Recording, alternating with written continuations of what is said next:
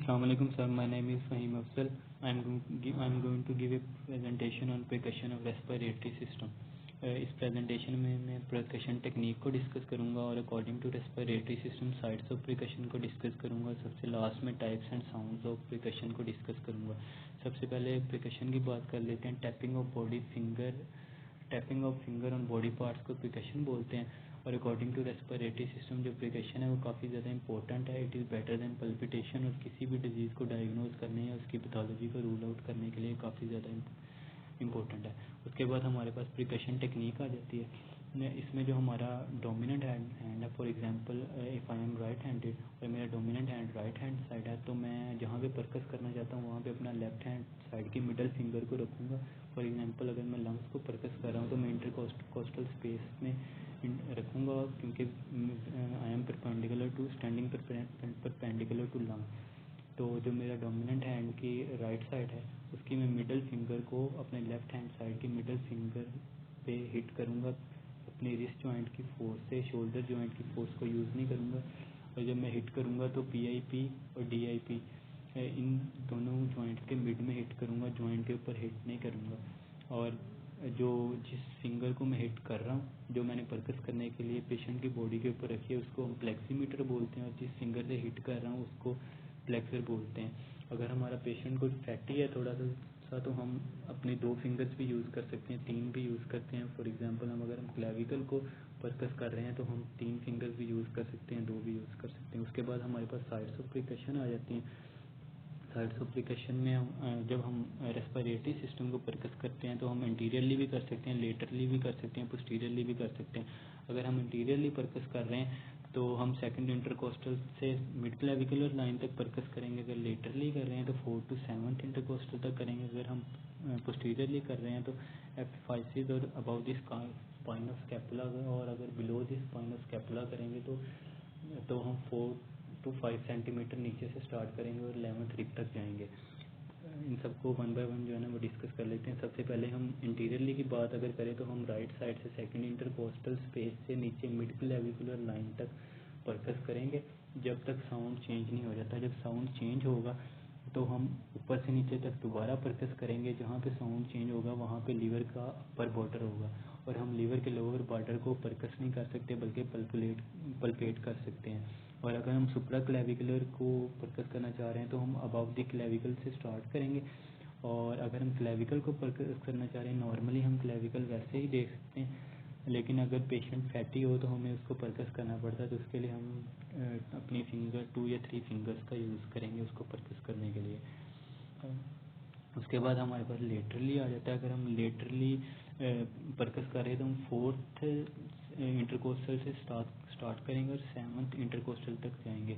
और हमारा जो पेशेंट है उस जैसे कि पिक्चर में भी दिखाया है, उसकी जो आर्म्स है वो अबडक्टेड होनी चाहिए।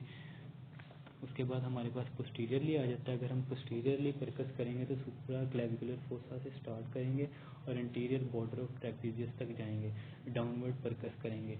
हम 3 फिंगर्स भी यूज़ कर सकते हैं, और मिडल फिंगर मोस्टली यूज़ की जाती है, इसलिए यूज़ की जाती है क्योंकि उसका वॉल्यूम ज़्यादा होता है, मसल गर्थ ज़्यादा होती है और साउंड हमें क्लियरली आता है। फाइसिस में अब हम अबाव द स्पाइन स्कैपुला से परकस करेंगे। बिलो द स्पाइन स्कैपुला तक अगर हम जाएंगे तो स्कैपुला में 4 से 5 सेंटीमीटर जो है ना वो छोड़ देंगे, 11th रिब तक जाएंगे, क्योंकि वहाँ पे स्कैपुला बोन होती है। उसके बाद हमारे पास टाइप्स ऑफ परकशन आ जाती हैं। टाइप्स ऑफ परकशन में परकशन की डिफरेंट साउंड्स हैं। सबसे पहले हमारे पास रेजोनेंट साउंड है जो कि एक नॉर्मल साउंड है। उसके बाद इंक्रीज्ड रेजोनेंट साउंड है जिसमें टिम्फनेटिक्स और हाइपर रेजोनेंट होती है। हाइपर रेजोनेंट उस वक्त होती है जब जो हमारे ऑर्गन्स है उसमें एयर ज़्यादा है। फॉर एग्जांपल हमारी जो एयर है हम इनहेल ज़्यादा कर रहे हैं और एक्सहेल कम कर रहे हैं। इंस्पायरेटरी जो वॉल्यूम है वो ज़्यादा है, टाइडल वॉल्यूम ज़्यादा है, टोटल लंग वॉल्यूम ज़्यादा है, रेजिडल वॉल्यूम ज़्यादा है या रेजिडल कैपेसिटी ज़्यादा है, तो तब जो है ना वो हाइपर रेजोनेंट साउंड आएगी। किसी ऑब्स्ट्रक्टिव लंग डिजीज़ की वजह से हाइपर रेजोनेंट साउंड आ सकती है, एम्फीसीमा की वजह से आ सकती है, न्यूमोथोरक्स की वजह से आ सकती है। उसके बाद हमारे पास टेम्पनेटिक्स है। टेम्पनेटिक्स उस वक्त होती है जब हमारा जो पेशेंट है वो 8 to 10 आवर उसकी स्टमक जो एम्प्टी, हम वैसे भी पेशेंट से पूछ सकते हैं, लेकिन ये टेम्पनेटिक्स एक स्पेसिफिक साउंड होती है जब पेशेंट का स्टमक जो है ना 8 से 10 घंटे तक खाली रहे उस वक्त आती है। उसके बाद हमारे पास डिक्रीज्ड रेजोनेंस है, इसमें इम्पेयर्ड साउंड आ जाती है, डल साउंड और स्टोनी साउंड। डिक्रीज्ड रेजोनेंस सबसे पहले इम्पेयर्ड नोट साउंड है, ये हाई और लो पिच के मिड में होती है, जहाँ पे एक ऑर्गन ख़त्म हो रहा है और दूसरा ऑर्गन स्टार्ट हो रहा है, उस वक्त तब हमें ये साउंड आती है। फॉर एग्जांपल अगर हम फोर्थ और फिफ्थ इंटरकोस्टल में जहाँ पे लीवर स्टार्ट हो रहा है लेकिन लंग का भी वहाँ पे थोड़ा सा हिस्सा है, तो उस वक्त अगर हम वहाँ पे हिट करेंगे तो हमें इम्पेयर्ड नोट साउंड आएगी।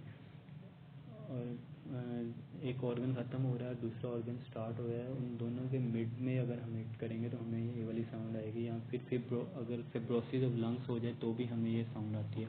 उसके बाद हमारे पास डल नोट है। डल नोट उस वक्त आती है जब नीचे एक सॉलिड ऑर्गन हो या फिर कोई भी विजरा हो। फॉर एग्जांपल फोर्थ और फिफ्थ इंटरकोस्टल में लिवर होता है, अगर हम वहाँ पे हिट करेंगे तो हमें डल नोट साउंड आएगी। और अगर लेफ़्ट साइड ऑफ लंग में थर्ड और फोर्थ इंटरकोस्टल में हिट करेंगे, वहाँ पे हर्ट होता है तो हमें डल नोट साउंड आएगी। या फिर किसी भी लंग की कंसोलिडेशन या हार्डनिंग हो जाए तो फिर भी हमें डल नोट साउंड आती है। Then at the last we have stony dull note. तो ये उस वक्त हमें आता है जब नीचे बोन हो। फॉर एग्जांपल अगर हम क्लेविकल के ऊपर परकस करेंगे तो हमें स्टोनी जो है ना वो नोट साउंड आएगी। या फिर नीचे फ्लूइड हो, फ्लूइडल एफिजन हो जाए, एम्फीसीमा हो जाए तो हमें उस वक्त जो है वो स्टोनी डल नोट साउंड आती है। Thank you.